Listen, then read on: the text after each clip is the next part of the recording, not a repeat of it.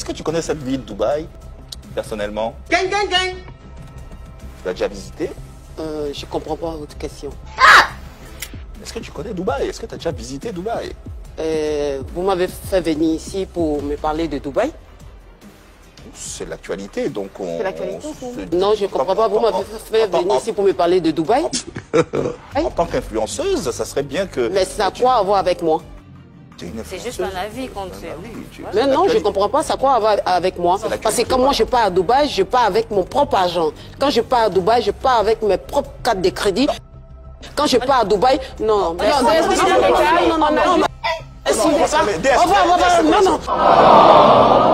Porta-porti, c'est quoi tout ça? Porta-porti, c'est le nom qu'on donne aux toilettes. Et quand on ajoute Dubaï dessus, ça veut simplement dire toilette humaine. C'est un phénomène qui ne date pas d'aujourd'hui. Je vous explique. Le porta consiste à nourrir le vice de certains émirats très riches. Comme moi. Tu mangeais le caca de gros monsieur comme moi. Blood of Jesus.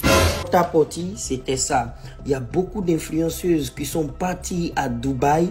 Et quand ils sont arrivés à Dubaï, elles sont rentrées souvent dans un réseau ou bien souvent on les a détectées. Donc il y a beaucoup d'influenceuses qui sont venues de notre continent qui ont vraiment participé à ce porta-porti qui consistait vraiment à soit faire le crac boum boum avec des enfants de 12 ans. Tout est gâté.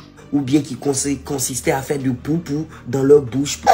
Vous faites comment? Au retour de tout ça, ces femmes, ces influenceuses sont rémunérées en fonction de leur qualité de porta-porti. Et Dieu. Cette jeunesse-là, elle est à la perdition. Au début, on ne le prenait pas au sérieux. On s'est dit, mais qu'est-ce qui se passe? En même temps, quand on fait le point sur le train des vies des influenceuses qui vont à Dubaï, dans des belles maisons, normalement, c'est Dubaï, c'est un coin de commerce. L'affaire, vous partez faire à Dubaï là-bas, on ne vous voit jamais. Vous êtes parti faire vos affaires. Vous dites, bon, je suis parti acheter un conteneur d'habits, ou bien je suis parti acheter un conteneur de Human Air, ou bien des boîtes.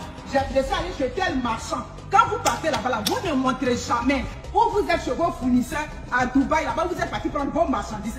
Ça, on ne montre pas. C'est quand on montre seulement, c'est où on est couché à l'hôtel avec les sacs à main, avec les chaussures, ou bien on est sur les chameaux ici. Là, c'est ce qu'on montre. Tu dis que tu es parti pour faire affaire. Tu es parti pour acheter ta marchandise. Mais montre-nous un jour où tu es chez ton fournisseur là-bas. Ça, vous ne montrez pas.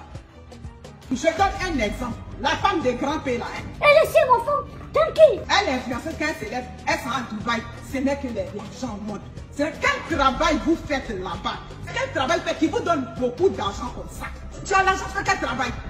Je connais des fans multimilliardaires. J'ai pas besoin de coucher avec quelqu'un pour qu'on me donne beaucoup d'argent. Voilà, c'est ça. Oui. Les femmes battantes, on a votre dossier ici. Facebook donne la migraine. C'est la vie des gens sont libres de faire de leur vie ce qu'ils veulent. C'est pas parce qu'on dit influenceuse qu'on sait que nos influenceuses, il y en a qui sont de très bonne moralité, qui se livreraient jamais à ces gens d'actes. Faut pas parce que non, en Afrique là-bas, il y a beaucoup d'influenceuses qui ont fait ça que on va commencer à traiter nos influenceuses de mangeuses de caca. Donc je tiens à vous dire qu'il faut rester professionnel.